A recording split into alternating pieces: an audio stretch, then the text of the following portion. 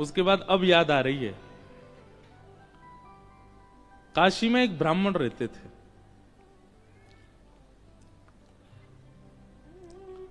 वो नित्य भागवत जी का पाठ करते थे। हम आपको भागवत जी की महिमा बता रहे हैं। नित्य भागवत जी का पाठ करते थे। श्रीमद् भागवत क्या है बंधुओं? साक्षात शब्दमय मूर्ति है श्री कृष्ण की। तेने यम वांगमयी मूर्ति प्रत्यक्ष कृष्ण एव ही। आप श्री राधा रमण लाल, श्री राधा वल्लभ लाल बिहारी जी को नहीं पहचान पाओगे यदि आप भागवत जी के आश्रय में नहीं आए हो। तो आप प्रभु श्री राम को नहीं पहचान पाओगे यदि मानस जी का आश्रय आपने नहीं लिया है। तो आप महादेव को नहीं पहचान पाओगे यदि शिव महापुराण के आश्रय में नहीं गए हो। तो आपको ग्रंथ का आश्रय तो लेना पड़ेगा। सीधी बात है भाई, एमबीबीएस डॉक्टर तभी बनोगे जब पढ़ाई की होगी, जब ग्रंथों का, जब उनके जो ग्रंथ होते हैं, उनके जो किताबें होती है उसका आश्रय लोगे, अध्ययन करोगे, तभी तो बन पाओगे डॉक्टर। प्रैक्टिकल बाद में है, थ्योरी पहले है। इसलिए हम लोग क्या है कि वैदिक सनातन धर्मी क्या है, हम लोग प्रैक्टिकल में पहले चले जाते हैं। अब लोग कुंभ में गोते तो इतने मार रहे हैं, उनसे पूछो इसका फायदा क्या है, इसका वर्णन कौन से शास्त्र में लिखा है, इसका नियम क्या है, इसका क्रम क्या है, ये नहीं पता। थ्योरी पढ़ी नहीं, सीधे प्रैक्टिकल में चले गए, लाभ नहीं मिलेगा।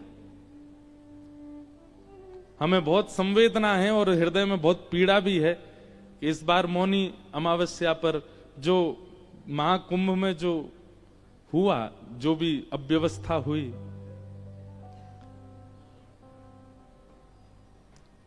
अब पता है उस अव्यवस्था का कारण क्या था?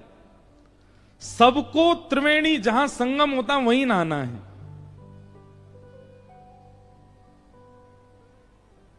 ऐसी विचारधारा हमारी क्यों है कि हर की पौड़ी की गंगा जी ही सिद्ध हैं। कानपुर के घाट पर अगर नहा लिए तो वहां गंगा जी में वो भाव नहीं आएगा।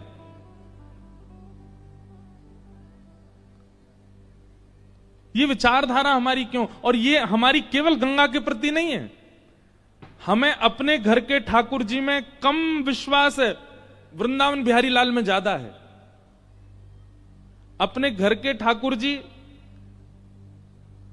उनको एक बार को सेवा ना करें चलेगा, पर वृंदावन जाए तो बिहारी जी दर्शन जरूर होने चाहिए। दोनों समान हैं। ये समत्व कब आएगा? जब सत्संग अतीत हो, जब आपकी थ्योरी बढ़िया होगी तो प्रैक्टिकल अच्छा जाएगा ही।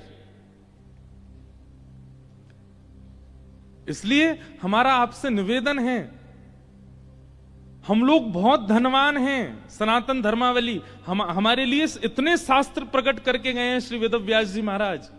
किसी एक शास्त्र को जीवन भर के लिए एक शास्त्र को प्रदान कर दीजिए, आपसे ज्यादा प्रसन्न व्यक्ति कोई नहीं होगा जीवन में। किसी एक शास्त्र को पूरा जीवन दे दीजिए, बस उस शास्त्र की कही मानिए बस। और सबसे सरल मानस जी हैं, रामचरित्र मानस। हमारे मध्य प्रदेश में और पूर्वी उत्तर प्रदेश में तो मानस जी का पाठ घर घर में होता है। उन्हीं का आश्रय ले लीजिए।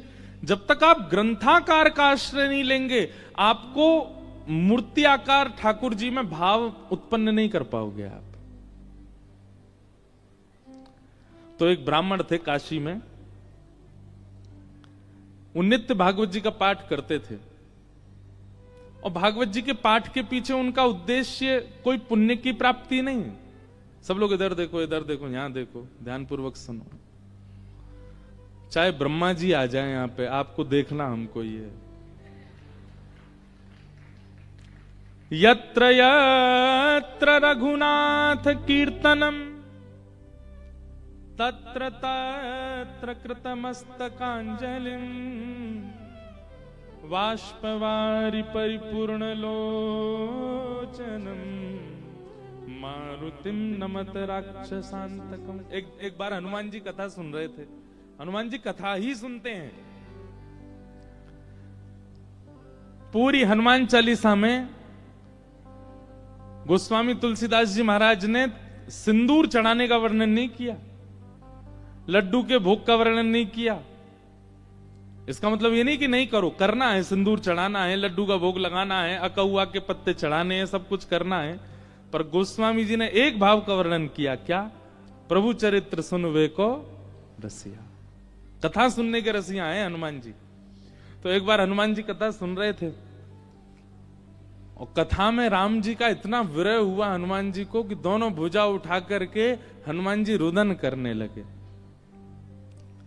राम जी से देखा नहीं गया। राम जी मन में सोचने लगे हनुमान जी इतने विरह में हैं, चलो इनको दर्शन दे दो। और राम जी महाराज तुरंत कथा में प्रकट हो गए और विरह आतुर हनुमान जी के कंधा पे हाथ रख करके और ऐसे उनको कहने लगे, अरे पवन पुत्र, अरे श्री हनुमंत लाल, देखो मैं आ गया। हनुमान जी महाराज भाव में रुदन कर रहे थे।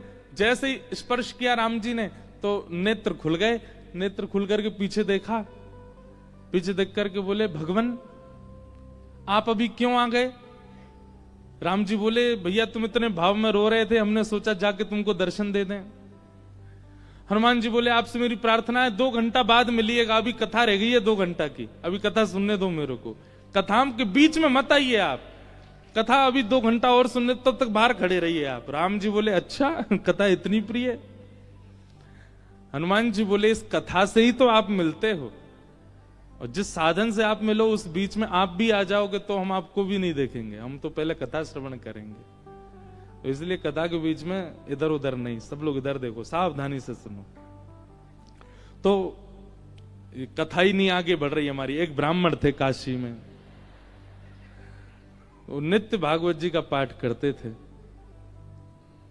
उनका और कोई काम नहीं, बस गंगा तट पर बैठ करके भागवत जी का पाठ करना।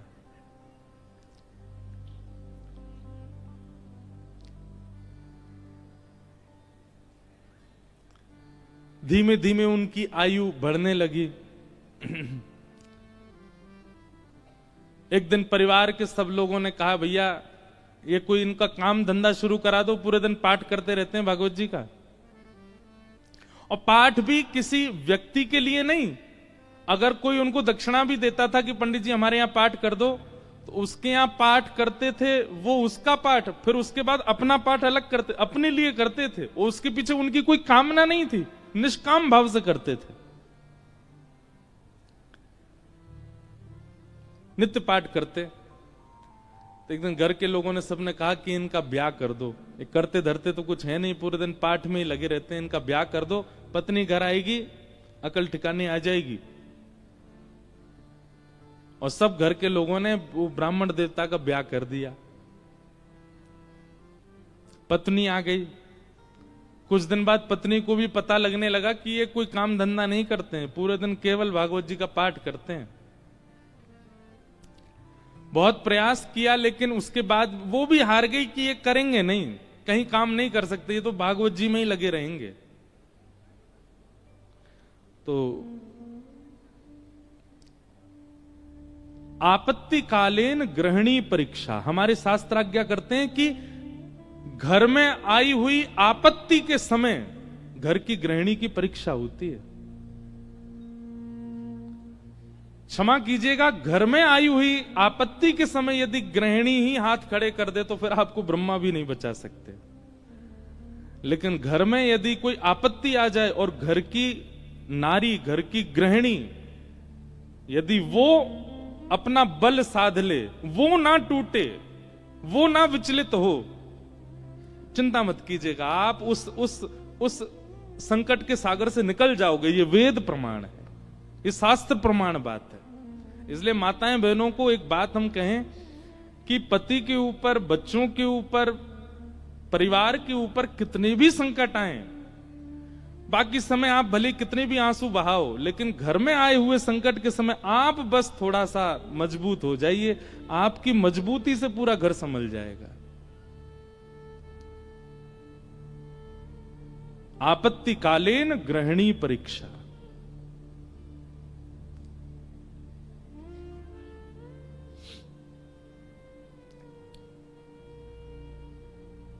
पत्नी ने सोचा कि ये तो कुछ करते नहीं है, आगे हमारा वंश बढ़ेगा, बच्चे होंगे, कैसे चलेगा परिवार। तो फिर उनकी ब्राह्मण देवता की पत्नी ने आज्ञा ली, बोले आपकी आज्ञा हो तो मैं कुछ करूं, कार्य, देवी तुमको जैसा अच्छा लगे।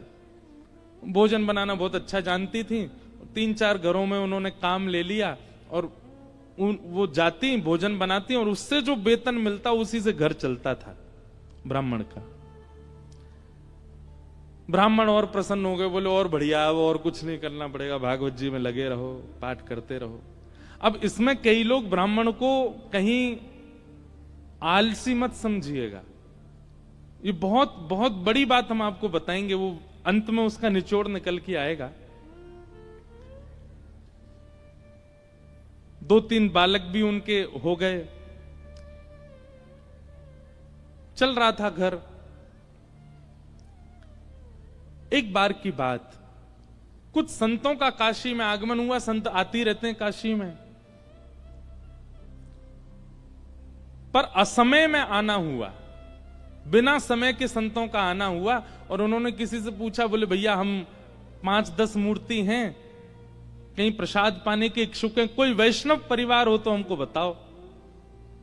तो एक राह चलते व्यक्ति ने उन्हीं ब्राह्मण का घर बता दिया, बोले यहां चले जाइए, यहां बहुत एक सेवानिष्ठ और बड़े शास्त्रों का अध्ययन करने वाले ब्राह्मण रहते हैं, इनके पास चले जाइए आप, ये प्रसाद पवा देंगे।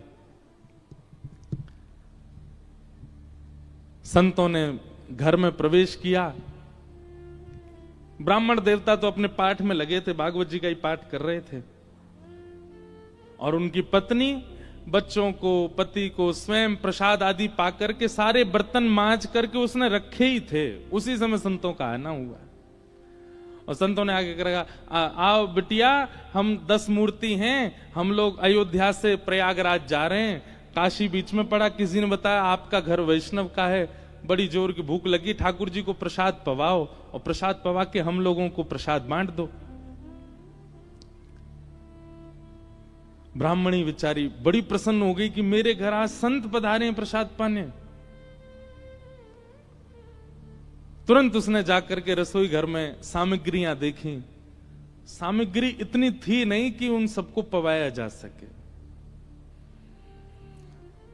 दौड़ी दौड़ी अपने कक्ष में गई, जाकर के अपने जो उसका धन वो कमाती थी उसको जाकर के देखा कि जाऊं लेकर के आऊं, तो वह भी इतना नहीं था कि उन 10 महापुरुषों की सेवा हो सके। और ब्राह्मण का एक स्वभाव है कि और अगर ये स्वभाव किसी ब्राह्मण में नहीं है तो वो ध्यान से सुने, ये ब्राह्मण का स्वभाव होना चाहिए। ब्राह्मण दान मिले तो लेने का अधिकारी होता है, पर मांगने का अधिकारी नहीं है। मांगे ना, ब्राह्मण का स्वाभिमान है, वो मांगता नहीं है और मांगना चाहिए भी नहीं।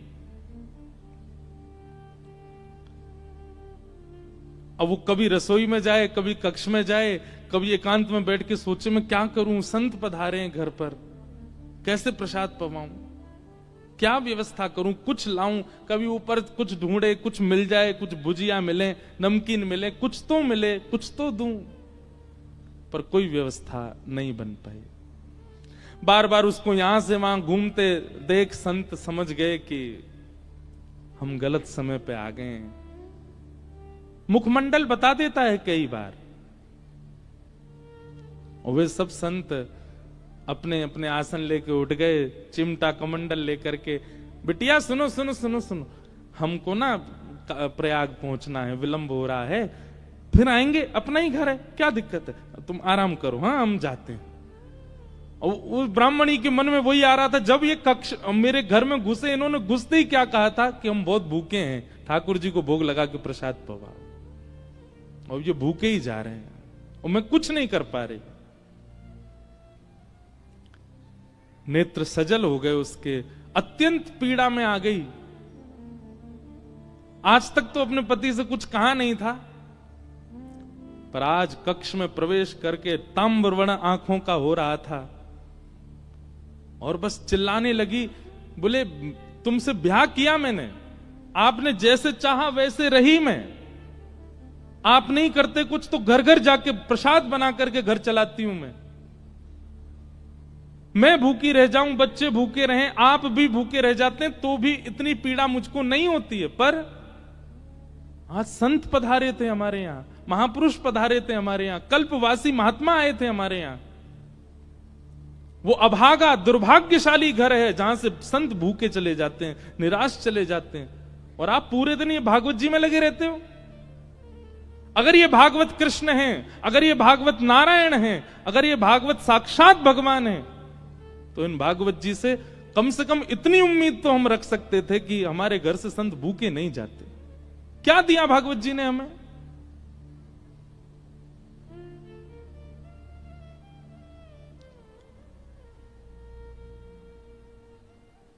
ब्राह्मण बोले, देखो तुम मुझे कुछ भी कह लो, पर तुम जानती नहीं हो ये साक्षात कृष्ण है। मैं क्यों बचपन से आज तक भागवत जी के उन्हीं 18,000 श्लोकों का मुझे कृष्ण दिखते हैं, मुझे लीला दिखती है, मुझे शामा शाम का नित्य विहार दिखता है भागवत जी में। इनके विषय में कुछ मत कहो। ब्राह्मणी को और गुस्सा आ गया, भागवत जी की पोथी उठा करके और ब्राह्मण की गोद में पटक दी। बोले, सुनिए, ये उठाइए भागवत जी और निकलिए, मैं अपना घर चला लूंगी, अपने बच्चों को पाल लूंगी। आप जिस समय भागवत जी को त्यागने का संकल्प ले लें तब लौट करके आइएगा।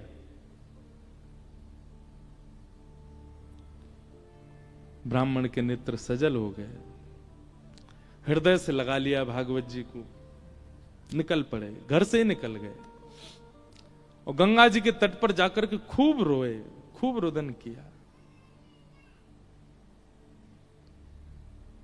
हे भागवत महापुराण, हे साक्षात शब्द में कृष्ण, मेरी अभागा पत्नी है, वो आपके रूप स्वरूप को भी पहचानती नहीं है, पर हे करुणा निधान, आप कृपा करो। मैं कहूंगा भी तो भी वो अध्ययन नहीं करेगी, तो भी वो मुझसे कभी कथा नहीं सुनेगी, पर आप कृपा कीजिए और मेरी गृहिणी को अपने रूप का दर्शन करा दीजिए।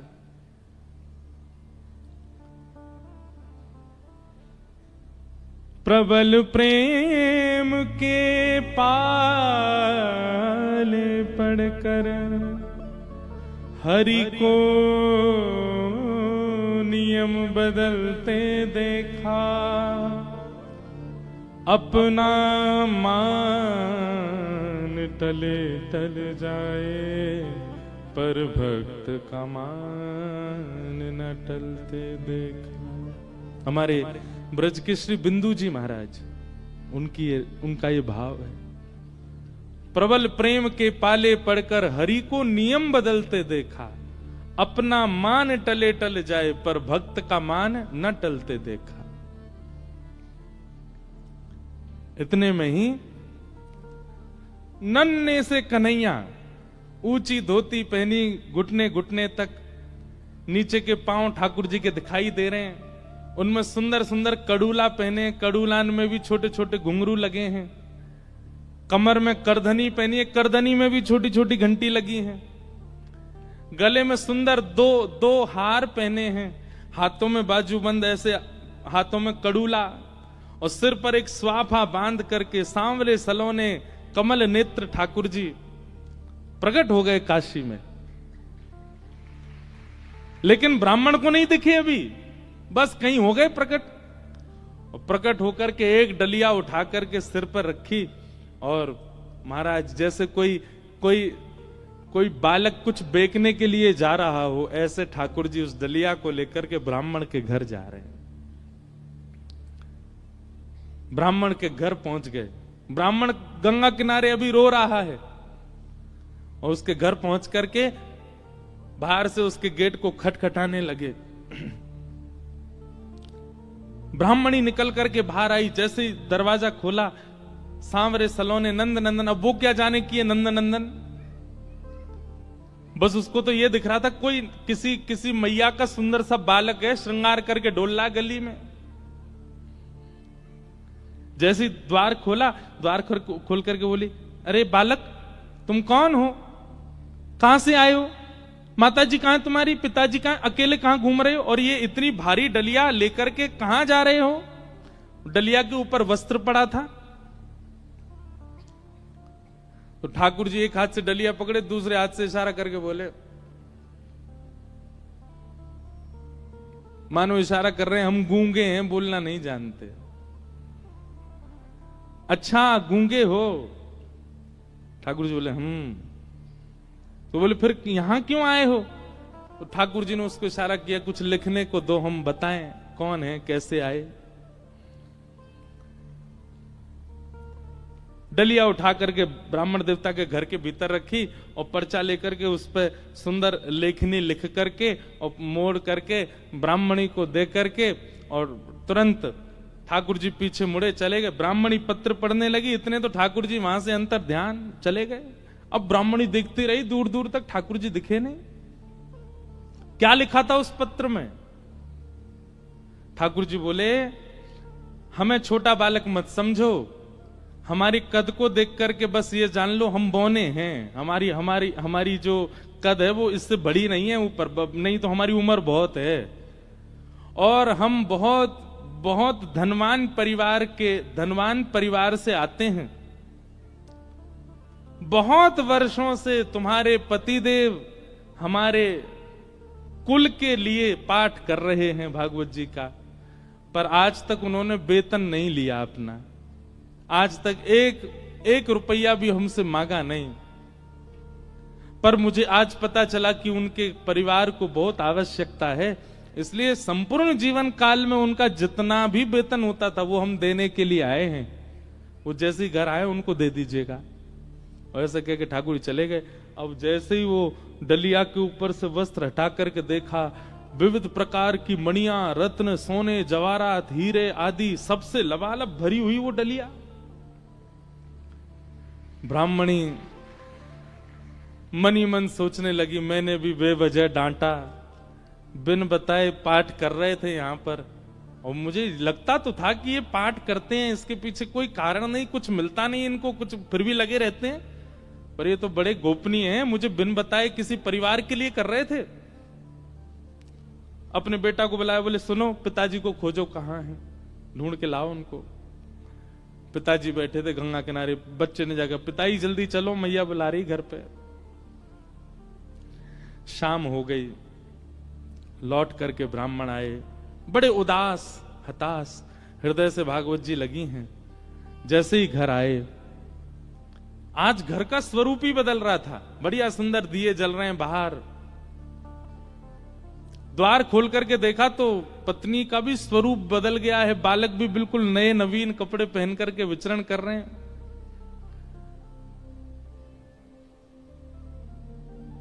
जैसी पतिदेव को आते देखा, ब्राह्मणी ने तुरंत आरती की, जल आदि छिड़काव करने लगी, खूब बलियां लेने लगी।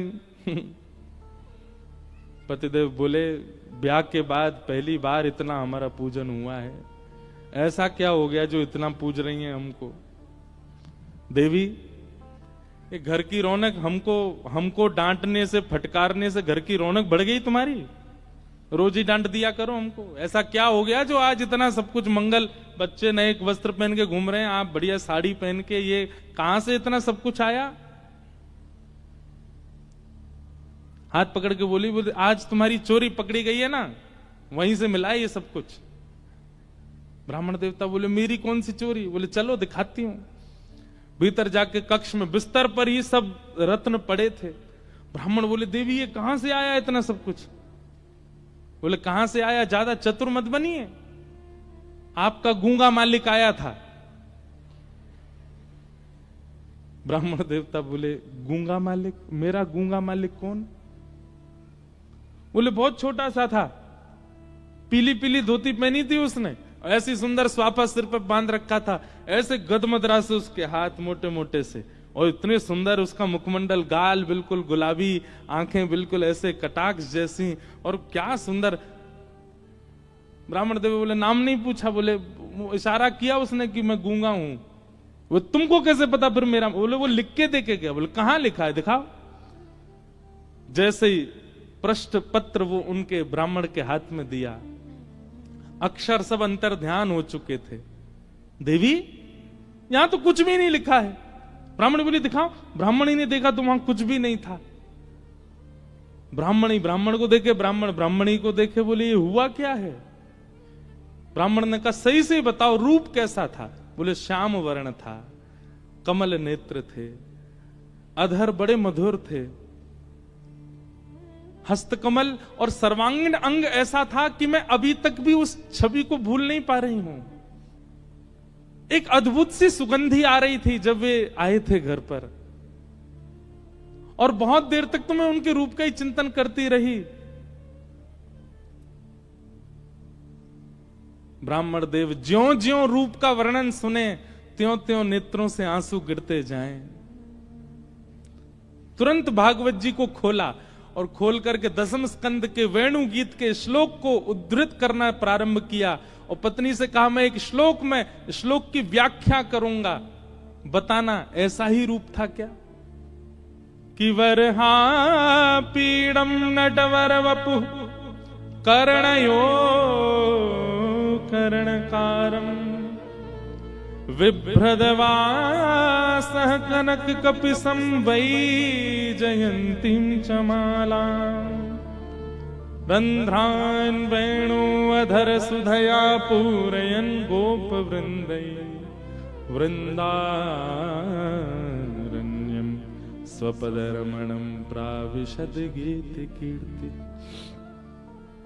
उन्होंने एक ही कान में कुंडल पहना था, एक ही कान में कन्नेर का पुष्प लगा था। ब्राह्मणी बोली, हां हां, एक कान में कन्नेर का पुष्प था, गले में 2 स्वर्ण की माल और उसके साथ एक वैजंती माला थी। ब्राह्मणी बोली, हां, उनके गले में वैजंती माला भी थी। पीतांबरी ऐसी चमक रही थी मानो सूर्य को भी लज्जा हो जाए। बोले, हां, ऐसी ही उनकी पीतांबरी थी। नेत्र बंद हो रहे हैं और खुल रहे हैं। ये बंद होना खुलना, इसमें ऐसा लगता था कि मानो जैसे हम कहीं खो जाएंगे, हम कहीं डूब जाएंगे इनके रूप माधुरी में। बोले, हां, ऐसा ही रूप था।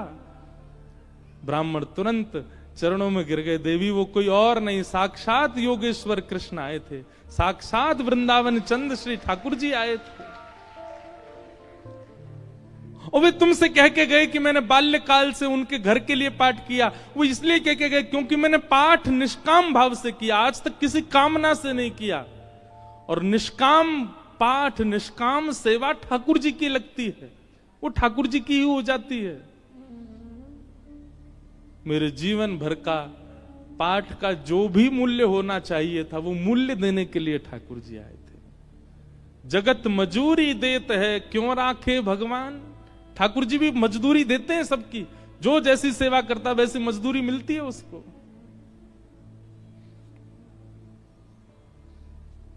ब्राह्मण आनंदित हो गए और उसी काल से वो ब्राह्मणी भी जीवन यापन के लिए कार्य तो करती, पर भागवत जी की साधिका हो गई और नित्य भागवत जी का पाठ करने लगी। भागवत कोई ग्रंथ नहीं है, कोई किताब नहीं है, कोई पोथी नहीं है। और एक बात कह दूं तो कोई अतिशयोक्ति नहीं, पुराण से ऊंचा हमें शब्द